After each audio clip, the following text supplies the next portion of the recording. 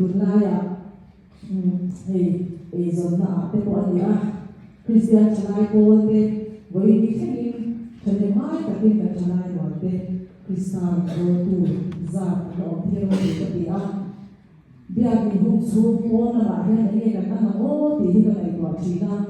cái gì xuống là thế bây Christian chalai cô này gọi thế cái xuống cái ta hay này tất cả luôn nghe cái gì thì thế thì rồi chỉ là này cho nên cái Christian chalai cô thế bây giờ mình xuống mấy điều đó bây giờ mình cô là mà cô Christian chalai cô cái gì nằm phố xe thì cái giả đủ chưa dòng nó cô mà anh em một ít xuống khu em cô là ate nu lệ pa u lệ ngao cái em cô là cô mà ate rin ra rin tin hà nó cái gì thì cô em một rất là thổ sẽ này lâu cái gì cô em một sẽ cô là tôi là ngay không về là em làm siêu làm dễ em đó dòng nó cô mà ate cô thì dòng nó là mất thì biết đại sẽ có gì là ba chỉ làm cho mà như vậy hai có thể hey tại mà ate anh dùng người ta anh đó này tôi là hai nắm đắng thì để tất nhiên mình cần có mấy mình số nó sẽ em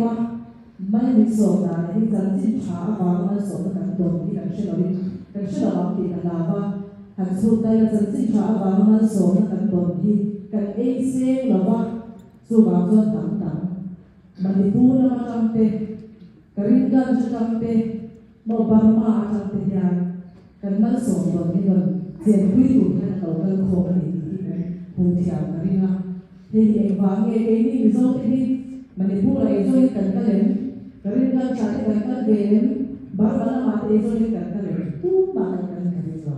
ama e ro zu kan ram pathian ma so ram kan e wa ngi he kan ma so do te ni min gon chen pui tu ri ne ka nu na kan do ka chi na ni ta tak ba ya cái này tua siang dia mai ka sia thì mizo ma te chor tua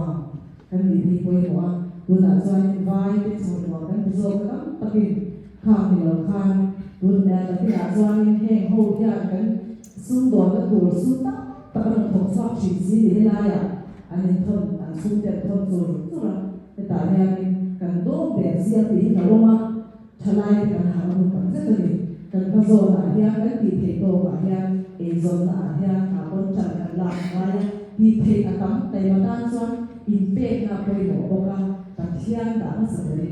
zo ma so na ni pe ti he hi hai swak ti la ni la he ko pa kan chan ze le poi no ko sia ti chuan ke chi ti kan ni kan o ba ka ni na ta ha ni ka ti to ka zo ve ti mai lo bin na sa le zo ka ko shan ta te cho nên ngay sau tù là mình đã được khai hệ để chúng ta giúp cái này dễ na anh đi mua mình cái này dễ na anh đi khai chỉ là cái đồ ăn giúp các bạn để đó các tủ lại để có ba các tủ lại là giúp chúng ta ôm la mình mấy cái này giúp để khử bụi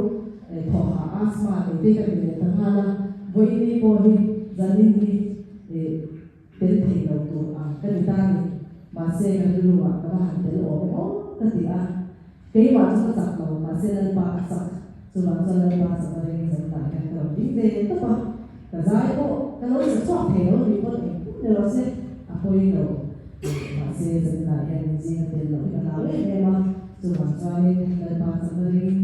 là cái đầu đi xóa ba và khi anh nói nó lúc bị gì đi cái thì lúc mà ra đây là em dân lai là tên tổ soạn đi và trên mọi người dân làm đi thì mình buôn xa từ từ dân làm nha cái lòng sờ đô na không thua mà xe để bố đó thì xe phải trả lại đầu giá đấy tụ lại đây là khi xe là buôn thì trên mọi người là soạn hút thích được trên park trên mọi người là lại soạn đô đây